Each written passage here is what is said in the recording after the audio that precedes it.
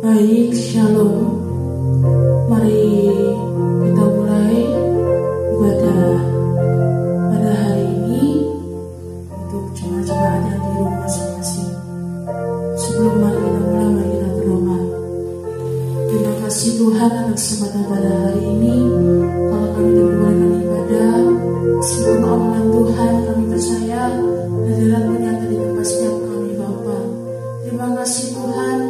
Terima kasih Yesus, terima kasih Roh Kudus. Hanya dalam nama Tuhan Yesus Kristus, haleluya. Amin. Hatiku tenang berada dekatmu, Kaulah jawaban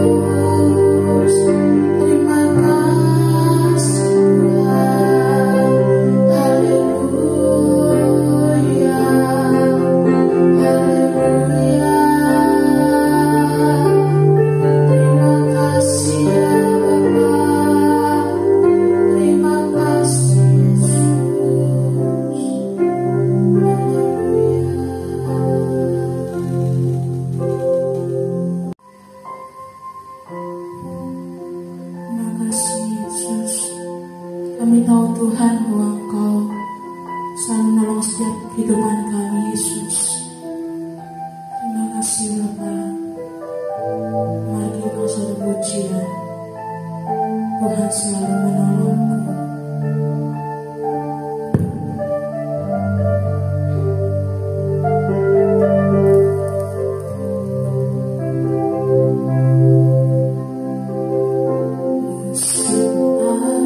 Selalu berganti.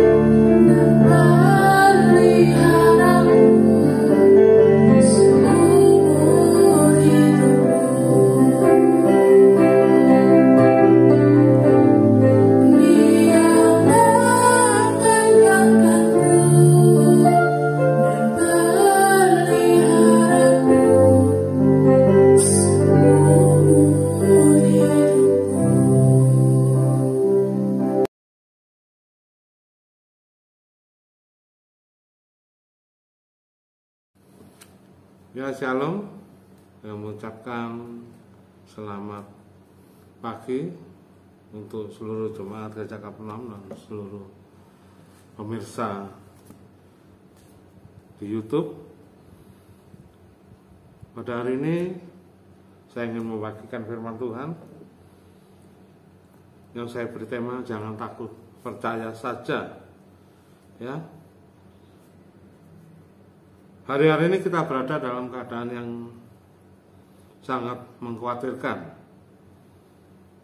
Wabah corona ada di sekeliling kita, ada di lingkungan tempat kita tinggal. Wabah COVID-19, kita merasa seakan musuh mengincar dan mengelilingi kita, siap untuk menerkam. Situasi sangat menakutkan. Pada saat korban ditulis, saya menerima kabar bahwa salah seorang teman saya juga meninggal karena coronavirus. Ya, situasi sangat berat sekali kita rasakan saat ini, sampai akhirnya kita harus menghentikan ibadah di gereja. Lalu dalam situasi yang seperti ini, di mana kita merasa kita harus diam di rumah, menjaga kesehatan, kita tidak bisa keluar seperti sebelumnya. Lalu apa yang harus kita lakukan untuk menghadapi situasi yang seperti ini? Ya, kita baca di surat 1 Petrus pasal 5 ayat ke-7 sampai yang ke-11. Saya bacakan firman Tuhan. Ayat 7, serahkanlah segala kekhawatiranmu kepadanya, sebab ia yang memelihara kamu. Sadarlah dan berjaga-jagalah, lawanmu si iblis berjalan keliling sama seperti singa mengaum-ngaum dan mencari orang yang dapat ditelannya. Lawanlah dia dengan iman yang teguh, sebab kamu tahu bahwa semua saudaramu di seluruh dunia menanggung penderitaan yang sama. Dan Allah sumber segala kasih karunia telah memanggil kamu dalam Kristus kepada kemuliaannya yang kekal, akan melengkapi, meneguhkan, menguatkan, dan mengokohkan kamu. Sesudah kamu menderita seketika lamanya, Dialah yang punya kuasa sampai selama-lamanya. Amin. Jadi langkah yang harus kita lakukan pada saat seperti ini, pesan firman Tuhan adalah di 1 Petrus 5 ayat yang ke-7 kita lihat. Yang pertama yaitu serahkan segala kekuatan kita kepada Tuhan. Ya. Sebab apa? Sebab Tuhan itu yang memelihara kita. Tuhan Yesus Kristus Sang Gembala Agung itu yang memelihara kehidupan kita. Kita tidak akan dibiarkan ketika kita melewati lembah kekelaman sekalipun, seperti saat-saat yang kita alami saat ini. Kita baca di Mazmur 23 ya. Sekalipun kita harus berjalan melewati lembah kekelaman, kita tidak takut bahaya. Sebab apa? Sebab Tuhan yang beserta dengan kita. Amin. Lalu yang kedua adalah sadar dan tetap berjaga-jaga dalam doa dan firman Tuhan.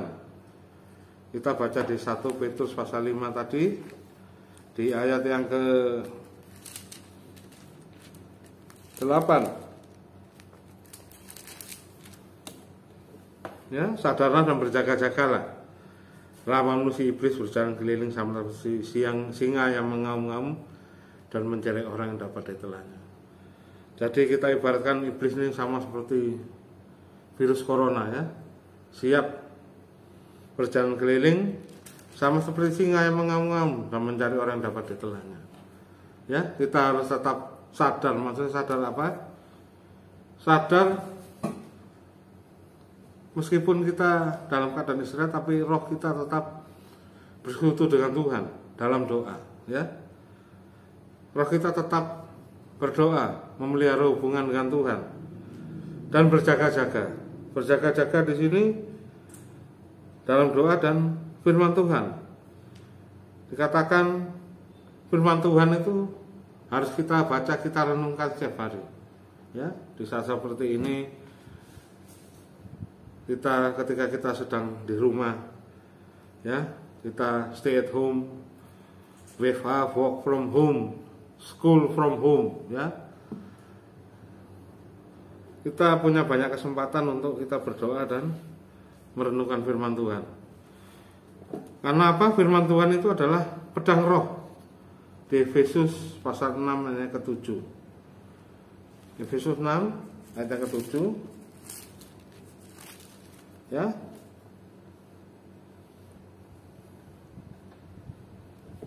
Ayat 17. Maaf.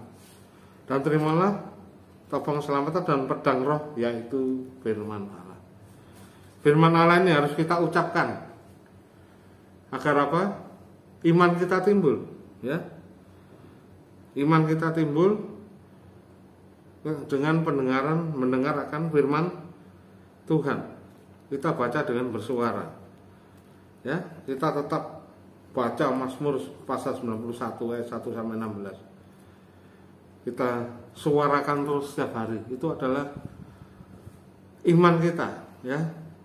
Iman timbul dari pendengaran akan firman Kristus, ya. Poin yang ketiga yaitu kita harus melawan dengan iman yang teguh dan tidak tergoyahkannya. Jadi iman timbul dari pendengaran akan firman Kristus, ya. Di ayat yang ke-9, 1 Petrus 5 ayat 9, ya. Ini katakan lawanlah dia, ya, lawanlah iblis itu, Covid, dengan iman yang teguh. Sebab kamu tahu bahwa semua saudaramu di seluruh dunia menanggung penderitaan yang sama. Ya, saat ini semua manusia, umat manusia, baik yang ada di Indonesia maupun ada di negara-negara yang lain, semuanya menanggung penderitaan yang sama. Penderitaan apa? Yaitu mereka menderita serangan bahaya dari coronavirus ini. Ya, kita terus berdoa dan berjaga-jaga dalam doa dan firman Tuhan. Seperti poin yang kedua. Dan yang ketiga, melawan dengan iman yang teguh, ya. Karena iblis menyerang dengan panah-panah api. Menyerang apa? Perisai iman kita dengan panah-panah api. Oleh sebab itu kita tidak boleh goyah. Kita harus berdiri teguh dengan iman, ya, iman dalam Kristus. Sebab saat ini semua menanggung penderitaan yang sama, ya, sama di Indonesia dan di Amerika. Semuanya pakai masker, di Italia, dimanapun juga, ya. Kita harus lawan dengan iman yang teguh. Yang poin yang keempat, kita harus mengandalkan Tuhan karena Dia yang akan melengkapi, meneguhkan, menguatkan, dan mengokohkan kita. Kita baca di 1 Petrus 5:10.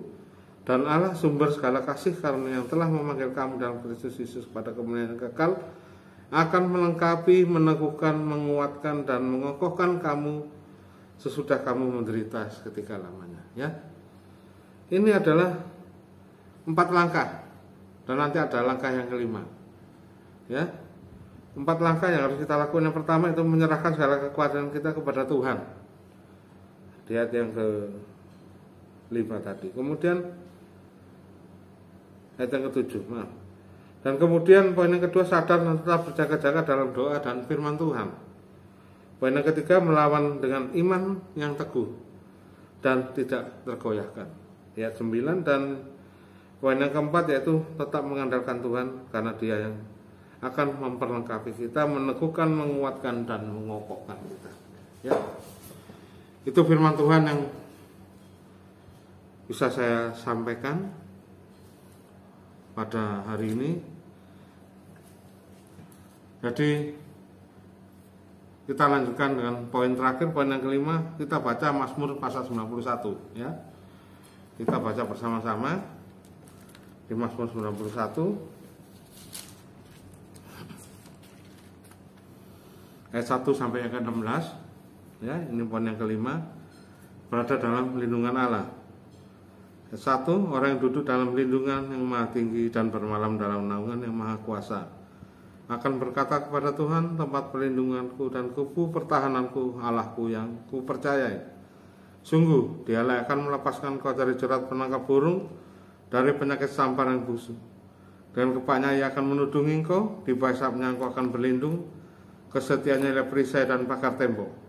Engkau tak usah takut terhadap kedahsyatan malam, terhadap panah yang terbang di waktu siang, terhadap penyakit sampar yang berjalan di dalam gelap, terhadap penyakit menular yang mengamuk di waktu petang.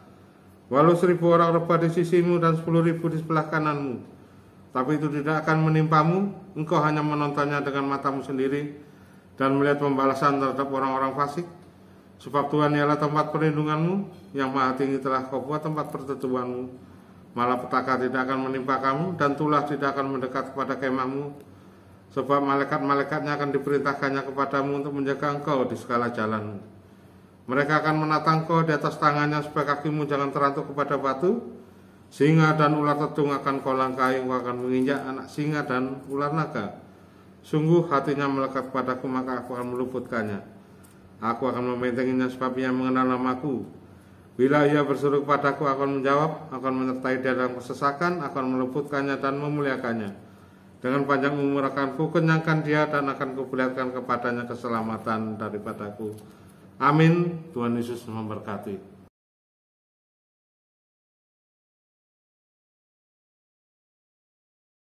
Bagi yang ingin memberikan persembahan kolekte atau diakonia, bisa melalui BCA dengan nomor 0640693916 atas nama Samuel Wibowo, atau persembahan persepuluhan melalui BCA dengan nomor 06400 45825.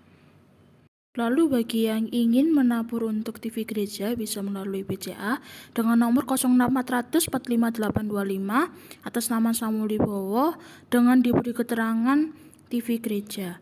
Itu saja pengumuman. Tuhan Yesus memberkati.